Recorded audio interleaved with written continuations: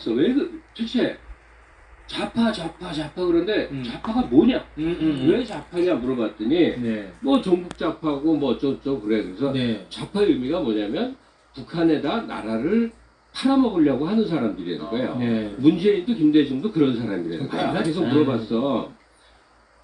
아니 난 너무나 자본주의적인 인간형인데 내가 세계에서 가장 가난한 그리고 자유가 가장 없는 나라에 왜 우리나라를 팔아넘기게 난다고 생각을 하냐. 네. 그랬더니 답이 뭐냐. 오. 피가 땡겨서 그러잖아. 그 말도 안 되는 소리 하고 있어. 피가 땡긴다고요? 이게 뭐냐. 뭐예요? 막무가내라는 거야. 막무가. 그러니까 우익의 신념이라는 것은 상대를 악마로 규정해야 되겠는데 어느 정도 악마냐면 나라를 북한에 팔아먹으려고 한다라는 악마인데 논리적으로 들어가니까 말이 안 말이 되잖아요. 안 되죠. 그러니까 막무가내를 쓰는 거야. 근데 그 막무가내 힘이 아주 위력이 있어요. 강력해. 예, 특히 70대 이상의 노인들 광화문에 모인 사람들의 힘이 있어. 뭐냐? 생각하기를 정지한 사람들이 존재해요. 그래서 지금도 용어를 써. 좌경, 용경 세력, 정화, 뭐 그러니까 70년대, 80년대 이걸 그러니까 남북이 대치 상태고 북한이 남한을 집어먹으려고 그래. 북한이 더 센 나라야. 이 상태에서 생각이 멈춘 존재들이 쫙 있어요. 그 우익이 뭔지 생각을 해봐야 돼. 정권도 바뀌고 주도권도 바뀌고 뭐 되게 다른 것. 우익은 단 하나라고. 일제 때 친일을 통해서 자비를 받고 거대 자본을 형성한 사람들이 네. 그 이후에 해방 이후에 여러 정권을 거치는 동안에 네. 군부 독재 세력을 또 배경으로 해서 사회에 각종 이 친인척 관계, 결혼 관계를 엮인 큰 덩어리가 존재해요. 네. 그들이 재벌이기도 하고 고위 관료이기도 하고 이런 존재들에게 부역함으로써 얻는 이득을 노리는데 우파라고 불리면서 막무가내 논법으로 해서 힘을 발휘하는 이들은 그냥 패밀리라고 불러야 된다. 패밀리. 패밀리가 어떤 용어를 쓰는지 아세요? 식구. 그 조폭들 패밀리. 조폭은 예. 조폭은 모르시다. 아. 그런데 그 패밀리들이 주로 음지에서 스포츠 받아오면서 활동하다 지금은 정권까지 잡았다. 정권을 잡았습니다. 그런 상황 속에 놓여 있는 거예요. 1981년도 군대를 제대하고 고향에 돌아가니 생경한 민정당 사무실에 한눈에 봐도 꼴같지 않은 인간들이 바글바글 하더란 말이죠. 지방의 좁은 고향 땅이니 그놈들 몇 면이 다 정체를 알만한 놈들이었죠. 새로운 권력 집단인 민정당 사무실에서 어깨에 힘주고 있는 부류를 가만히 보니까 첫째로 대대로 토 세력들이었어요.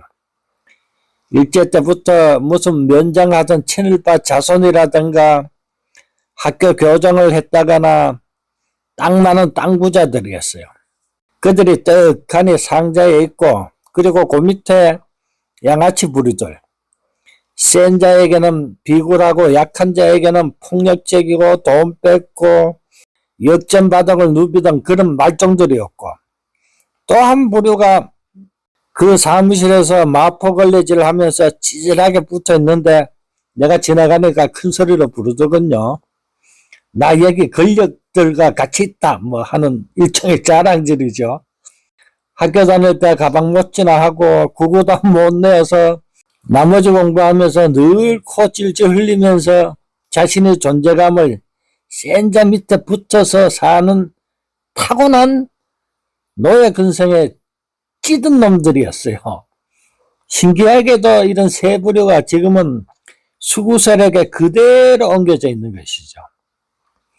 입에는 좌파 빨갱이를 늘 붙여서 살면서 자기 편은 아무리 악하고 나쁜 짓 해도 절대로 좌파나 빨갱이에게는 지면 안 된다는 굳건한 신념을 평생 지니고 사는 부류들입니다. 사회적으로는 있는 자 찌끄레기 주워 먹는 재미로 정신적으로는 힘 있는 자 밑에 있어야만이 비로소 안심을 하는 정신병약자들입니다. 사상, 종교, 정치 모든 게 자유이긴 하지만 이 어처구니 없는 자유를 호도하는 인간들이 적지 않으니 멀쩡한 사람들까지도 공멸할 지경에 이르게 된 것입니다. 비근한 예로 우리나라 출산율이 0.6%대까지 후락하고 있는데 이 정도면 소멸국가로 지정되는 경우입니다. 이제 한민족은 사라질 위기에 처한 것이죠. 저출산 문제는 극심한 빈부격차가 완화되지 않으면 풀리지 않습니다. 서서히 다 같이 나락으로 떨어지고 있는 것이죠. 그러함에도 사회를 조금이라도 개혁하고자 하면 좌파, 사회주의, 공산당, 빨갱이 하면서 끊임없이 다리 걸기를 해서 결국은 자신들조차도 물귀신에 끌려가듯이 할 수밖에 없는 것이죠. 종갓집 종부께서는 하나하나씩 뚜껑을 열면서 음식 설명해 주는 거예요.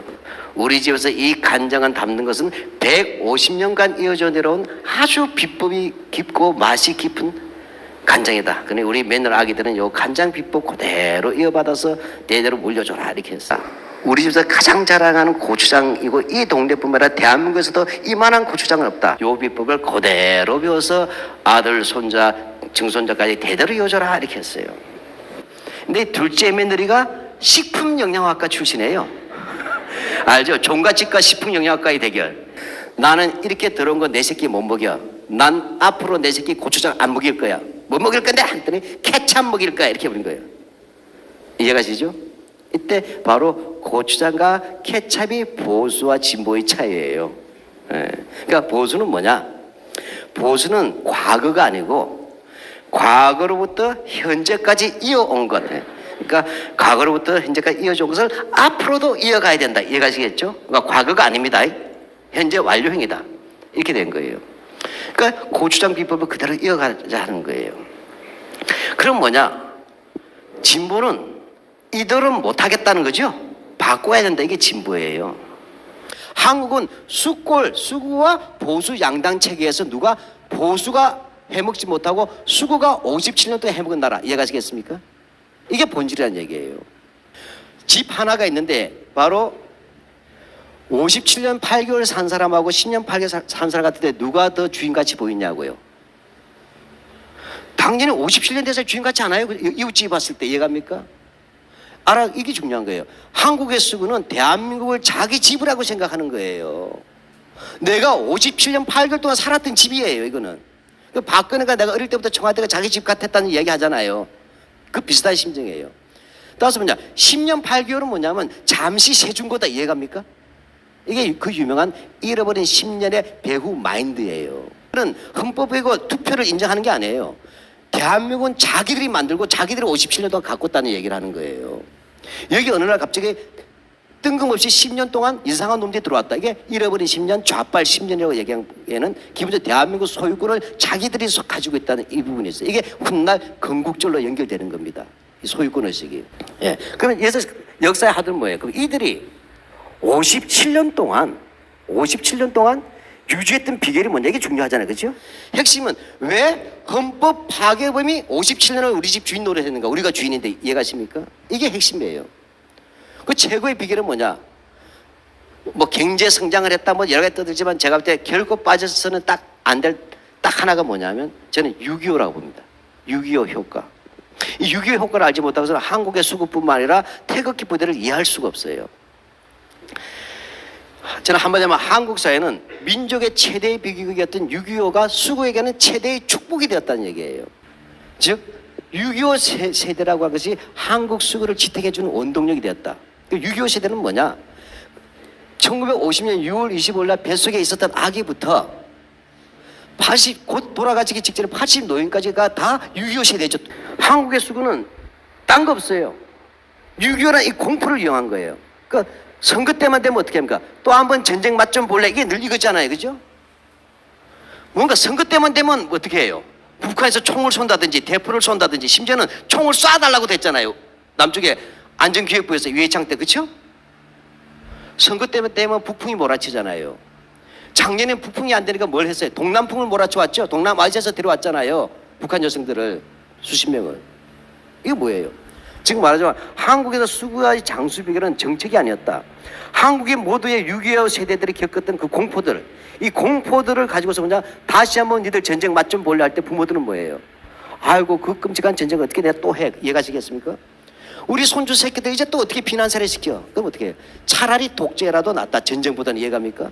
전쟁을 막기 위해서 왜 어떻게 돼? 지도자를 중심으로 해서 여당을 중심으로 해서 일치 단결한다. 이게 총화 단결 아니에요. 이렇게 간다. 이게 바로 안보의 세계예요. 그래서 한국에서 안보 논리는 바로 수구가 6.25의 체험을 가져간다. 그것이 바로 수구의 장수 비결이었다 저는 보는 겁니다. 항상 뭐예요? 딴 생각하지 말고 6.25만 생각해 하고 이렇게 떠드는 놈들이 바로 수구다. 이해가시겠죠?